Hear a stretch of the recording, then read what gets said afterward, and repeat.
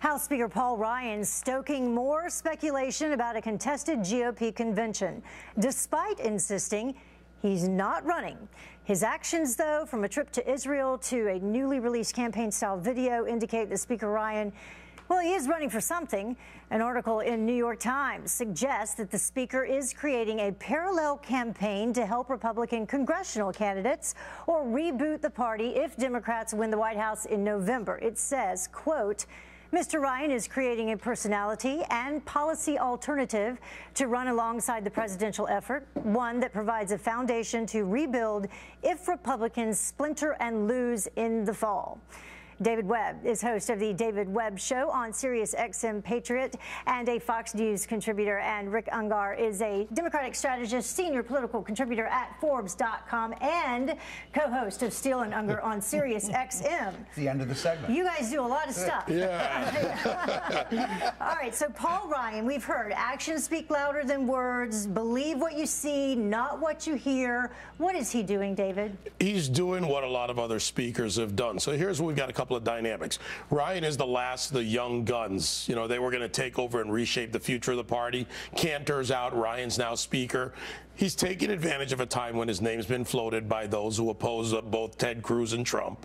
And he's really making himself more relevant. This is politics. Being politicians, he's chairman of the convention. There's no way the Republican Party, if they bring him in, if, you know, they parachute him in as the, quote, savior of the Republican Party, will split it at the voter level, and that will destroy a national party, because then your voters will simply not go out and vote for them. Well, Rick, before I get to you and your opinion on it, I want to show a little bit of this ad that was released just a couple days ago.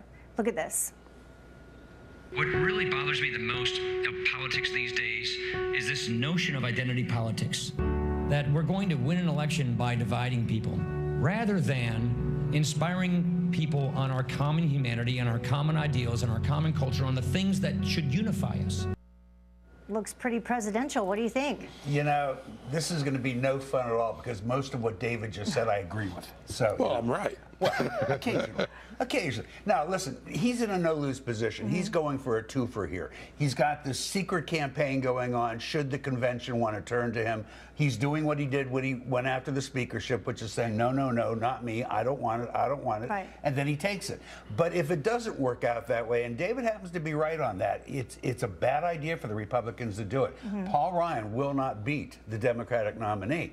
So if he doesn't go that way, look what he's doing for himself in Congress. He's setting himself up to be the key helper, if you will, in some of these very tight Senate races that are coming up, in some of the tougher congressional races. He's making himself more powerful. And he has this national campaign that he launched. He actually calls it Confident America. Right, and that's not anything new for politicians, especially in high-profile positions. So Ryan sets himself up. He's the Speaker of the House, and he needs to go out and support even the people who went against him, the more conservative caucus, the Freedom Caucus. So he's got to build that bridge in Congress. And frankly, if the Republicans are going to be effective, then Ryan has to step up as a leader. He's been a legislator.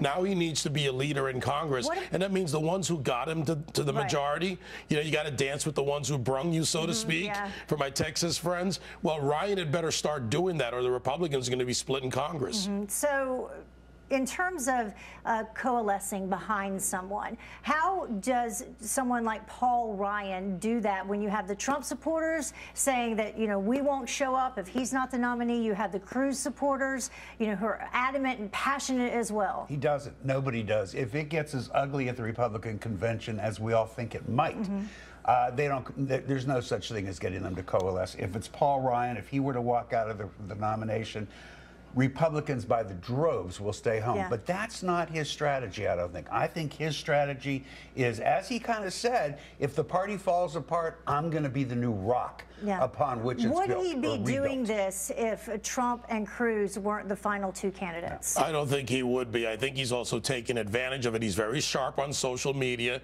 He's got a team on this. A lot of times it's about relevance. As far as the parties coalescing, I think that's up to the leaders of each group, if you will. Ted Cruz and Donald Trump, maybe Kasich to some extent, or a very small extent, depending, because it's in Ohio. But Cruz and Trump are the ones that are going to have to tell their people, look, Simple rule. First you win, then you make policy. And without a Republican president, we're not going to be making policy. What about John Kasich, though? What about him? I mean, they would go past him and pick Paul Ryan? Yes. I mean, John Kasich, his best chance to win a state is Pennsylvania now. It's very similar to Ohio. Way ahead in the Trump polls. is creaming him in Pennsylvania. If he can only get 20-some% of the vote there, he's not going to matter. Well, you know what? Anything could happen in this campaign. Political gravity is upside down in this term. All right, David Webb, Rick Unger, thank you so much for joining us. Good to see you.